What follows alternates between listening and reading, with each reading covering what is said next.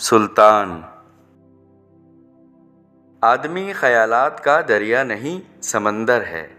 سمندر کے اندر میں ٹھہراؤ، لیکن سطح پر تند و تیز موجیں ہیں۔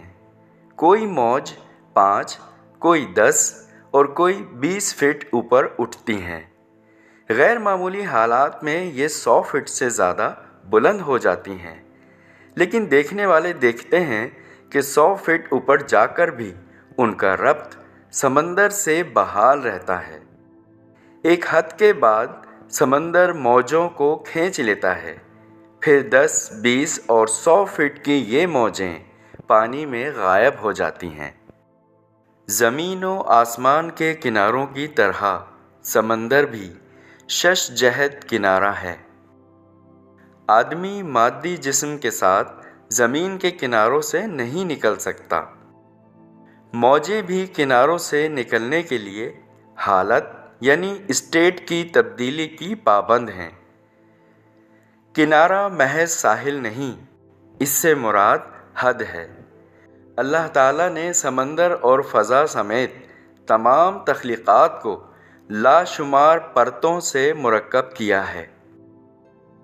ہر پرت کی وسعت جس مقام تک ہے، وہ مقام اس پرت کا کنارہ ہے۔ سمندر کی موجیں مائع حالت میں اوپر جاتی ہیں تو غائب نہیں ہوتی، زمین پر واپس آتی ہیں، لیکن جب بخارات کی شکل میں اٹھتی ہیں تو سمندر کی کشش سے آزاد ہو کر فضا میں پھیل جاتی ہیں۔ ایک دنیا سے دوسری دنیا اور فضا کے ایک طبقے سے دوسرے طبقے میں داخل ہونے کا قانون ہے کہ اگر موج فضا کے مطابق قالب اختیار نہ کرے تو چاہے 200 فٹ بلند کیوں نہ ہو، زمین و آسمان کے درمیان دنیائیں اس کو قبول نہیں کرتی، واپس بھیج دیتی ہیں۔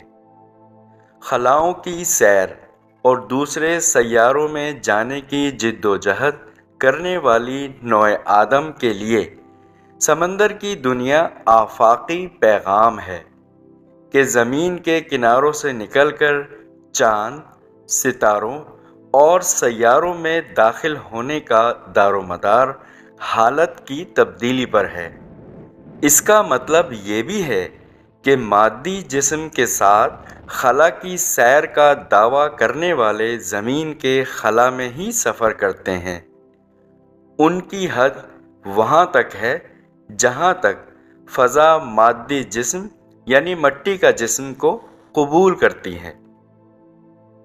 اونچی پرواز خلائی گاڑی کی بھی ہے، لیکن یہ ایک حد کے بعد آگے نہیں جا سکتی، کیونکہ جن دھاتوں سے بنی ہے وہ ایک حد تک فضا کا دباؤ برداشت کرتی ہیں۔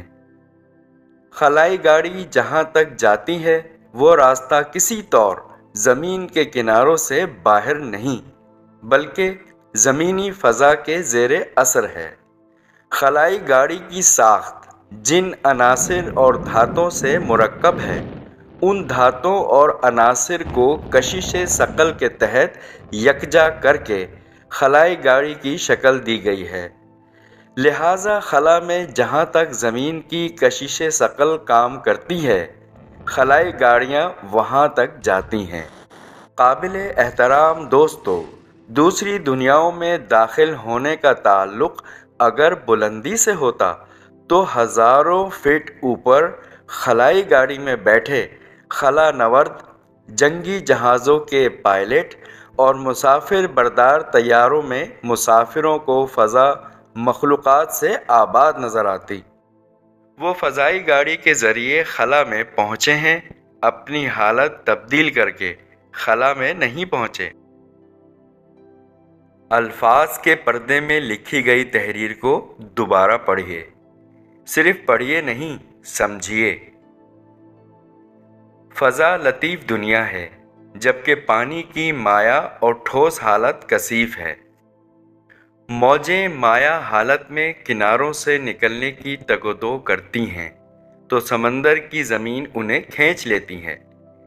جب یہ بخارات کا پرت اختیار کرتی ہیں، تو سمندر کے کنارے ان کے لیے کھل جاتے ہیں اور یہ اس کی کشش سے آزاد ہو جاتی ہیں۔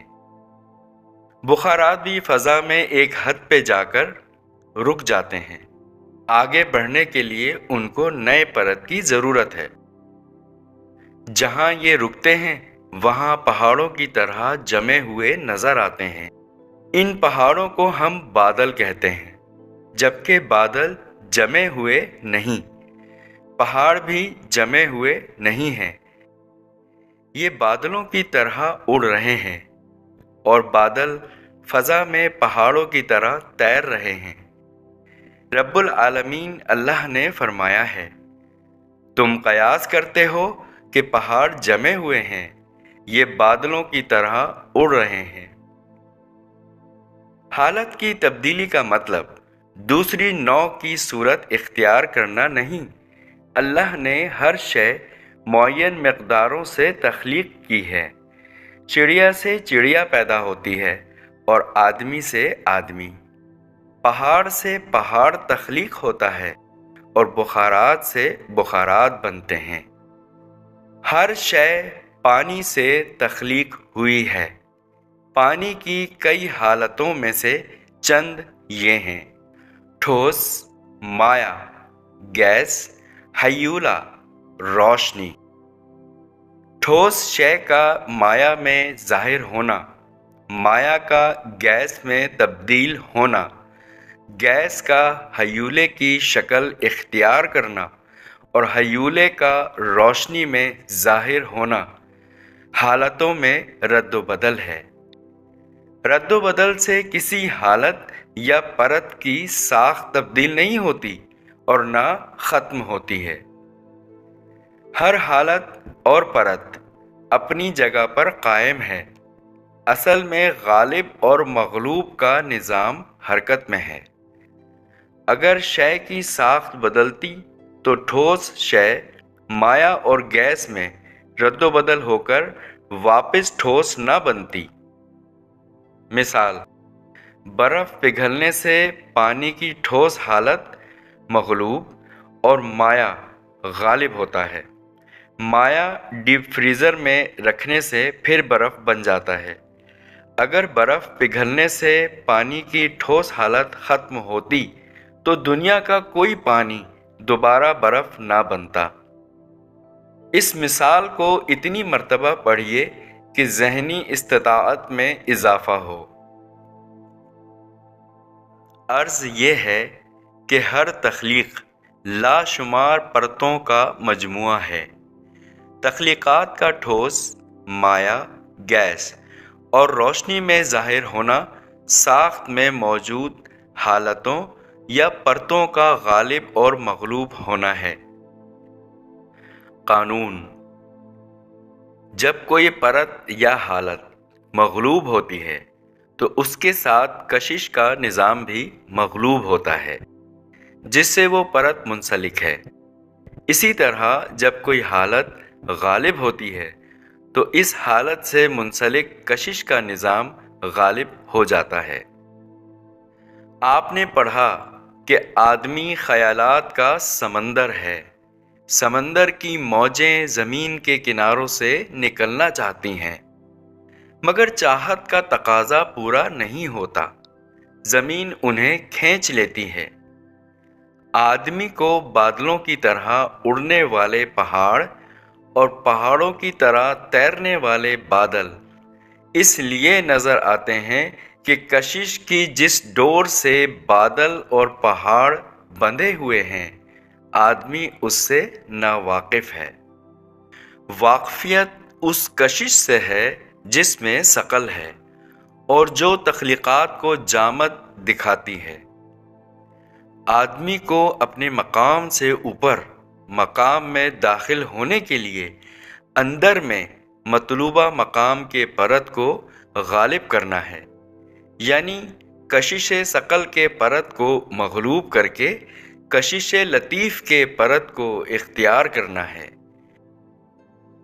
خالق ارض و سما اللہ کا ارشاد ہے، اے گروہ جن و انس، تم آسمانوں اور زمین کے کناروں سے نکل کر دکھاؤ، تم نہیں نکل سکتے مگر سلطان سے۔ اللہ حافظ۔ خواجہ شمس الدین عظیمی۔